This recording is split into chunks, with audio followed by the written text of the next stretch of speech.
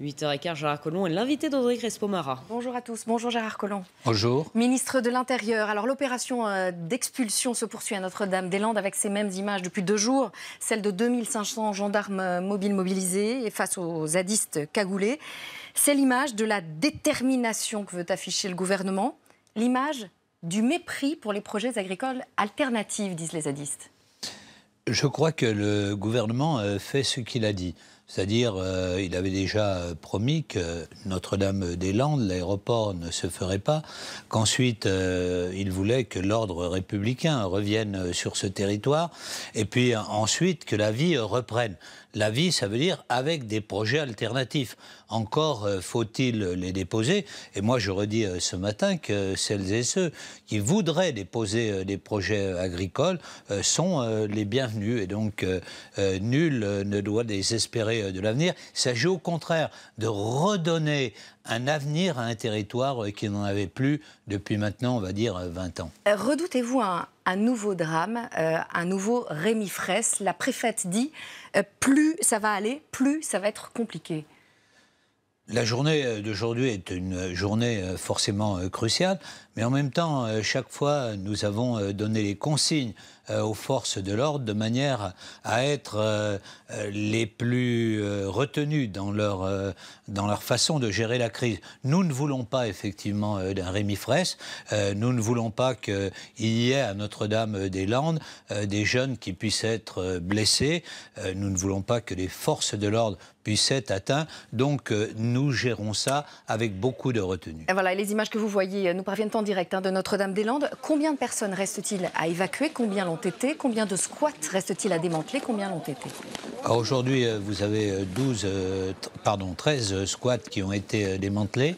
Il en reste environ une vingtaine. Donc la journée d'aujourd'hui devrait nous amener vers une part importante du travail accompli. Et on va retrouver un aspect normal. On voit bien sur vos images que là, on n'est pas dans la France normale. Et que lorsque la loi n'est pas respectée, c'est finalement la loi du plus fort qui s'impose. C'est la violence qui s'impose. Et nous ne pouvons pas, en France, tolérer des violences comme celle-là. Vous parlez d'une vingtaine de squats encore à démanteler. Combien de personnes ont été évacuées? Combien en reste-t-il à évacuer? Et quand elles sont évacuées, où sont-elles amenées? Alors, si vous voulez, un certain nombre ont été interpellés parce qu'elles avaient commis des violences contre les forces de l'ordre. Les autres, nous mettons à disposition, si elles le souhaitent, un certain nombre de logements, mais en général, elles vont plutôt chez des amis qui sont dans la proximité. Je crois que chacun trouvera sa place après Notre-Dame-des-Landes. L'opération pourrait durer combien de jours? Je pense qu'elle peut durer jusqu'à la fin de la semaine. Jusqu'à la fin de la semaine.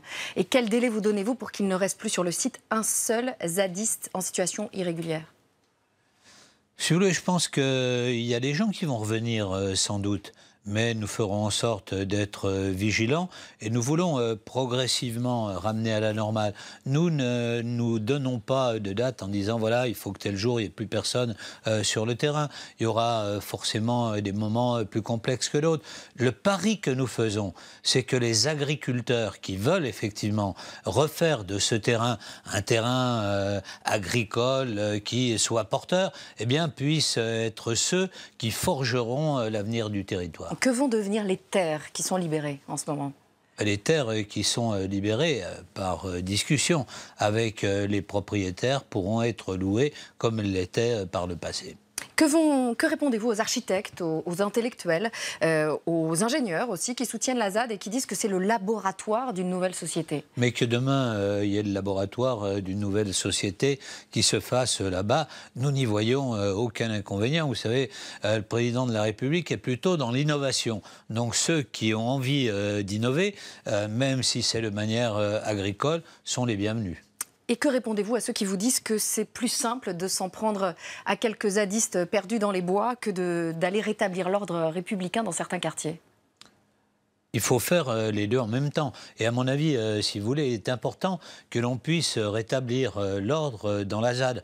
Parce que la ZAD, d'une certaine manière, c'est une vitrine de notre société française. C'est-à-dire qu'on voit un certain nombre de gens qui étaient plutôt des gens de couches populaires, éduqués, et qui tout d'un coup rompent avec la loi. Si eux rompent avec la loi, que voulez-vous dire aux jeunes des banlieues qui le font tous les jours? Non, nous aurons de la fermeté dans tous les quartiers. Et lorsque, par exemple, nous créons les quartiers de reconquête républicaine dans ces banlieues dégradées, nous voulons redonner une chance à une jeunesse qui aujourd'hui, hélas, dérive et se livre à tous les trafics, commet toutes les violences. Et quand vous dites qu'il faut faire les deux, est-ce que vous envisagez d'envoyer aussi des gendarmes mobiles dans certains quartiers, comme vous le faites dans la ZAD de Notre-Dame? Dans les quartiers de reconquête républicaine, comme vous le savez, nous mettons entre 10 et 30 personnels nouveaux parce que nous voulons effectivement que l'ordre puisse y régner, mais en même temps, nous allons faire des opérations d'urbanisme, d'emploi, nous allons faire en sorte que dans les écoles, on mette des programmes spéciaux. Vous voyez, c'est un tout qu'il faut traiter. Notre-Dame-des-Landes, c'est aussi une bataille des images. Engagée d'un côté, vous allez le voir, celle des gendarmes, les images des gendarmes pour dire que la situation est sous contrôle, et de l'autre, celle des zadistes pour dire la brutalité policière. Votre combat passe par le contrôle des images ? En tout cas, ce que nous voulions, c'est qu'il puisse y avoir, de la part des spectateurs, un jugement qui soit objectif. Alors c'est vrai, nous avons embarqué 200 caméras de manière à pouvoir diffuser un certain nombre d'images et montrer que les forces de l'ordre emploient cette force de manière mesurée et non pas de manière brutale. Nous y tenons essentiellement.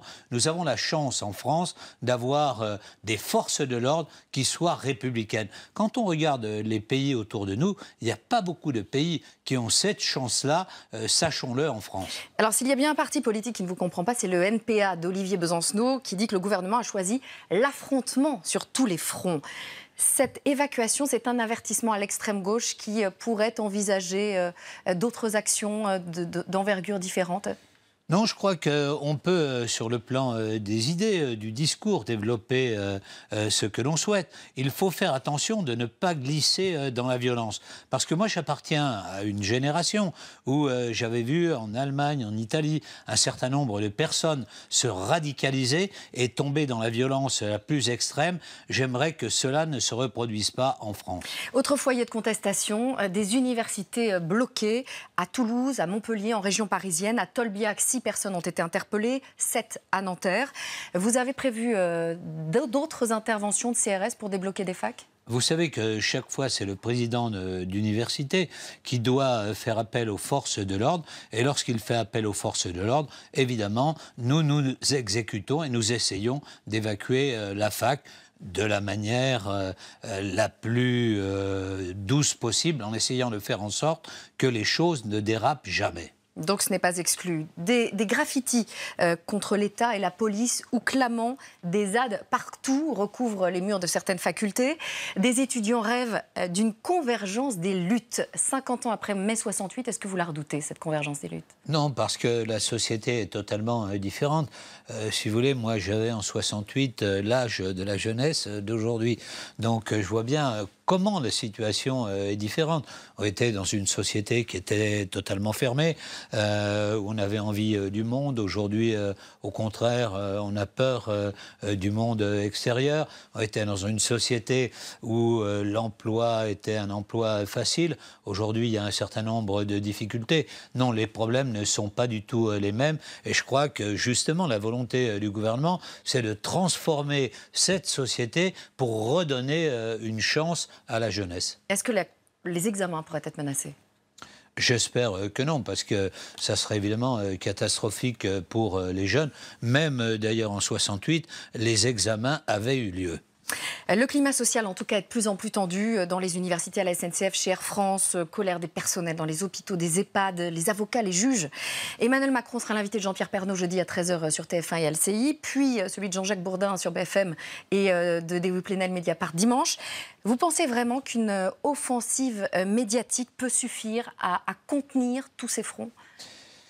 La société était une société bloquée, donc Emmanuel Macron, c'était l'objet même de sa campagne, que de dire, voilà, il y a un certain nombre de freins qui existent dans cette société, et c'est pour cela que la France prend du retard, que d'un point de vue industriel, par exemple, elle est en train de voir des centaines de milliers d'emplois qui sont détruits, et donc nous allons remettre tout cela en mouvement, c'est ce qui se fait, mais évidemment, quand vous mettez en mouvement par rapport au conservatisme ambiant, ça grince un peu. L'offensive médiatique ne peut pas forcément contenir les foyers de contestation. Je pense que l'offensive médiatique, enfin je ne suis pas si offensive médiatique, en tout cas ce que dira Emmanuel Macron, le président de la République, sera important parce qu'il a l'analyse de la société qui, à mon avis, correspond aux besoins de notre pays et il essaiera de la faire partager aux Français.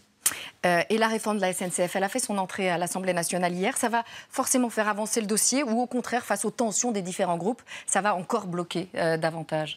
Ben, si vous voulez, je pense qu'il faut avancer. On ne peut pas simplement parler de la SNCF sans introduire à l'Assemblée nationale les changements qui vont pouvoir permettre de débloquer la situation. Non, nous sommes dans un moment important qui doit nous permettre de changer de société et de donner un peu plus d'espérance dans l'avenir aux Français. Emmanuel Macron veut réparer le lien abîmé entre l'État et l'Église. Il l'a dit hier soir devant la conférence des évêques de France. Jean-Luc Mélenchon fustige l'irresponsabilité du sous-curé Macron. La gauche socialiste brandit... Ça, c'est du Mélenchon. Vous avez l'habitude. La gauche socialiste brandit la laïcité. Vous qui êtes ministre des cultes, enfin je ne sais pas si c'est le titre en tout cas officiel, mais est-ce que le principe de laïcité peut être à géométrie variable en fonction des religions ? Mais le président de la République a repris hier le principe de laïcité et il a recité ce qu'était la loi de 1905 en disant que c'est une loi de liberté. Liberté de croire ou de ne pas croire, de pratiquer la religion de son choix à condition qu'elle respecte les principes de la République.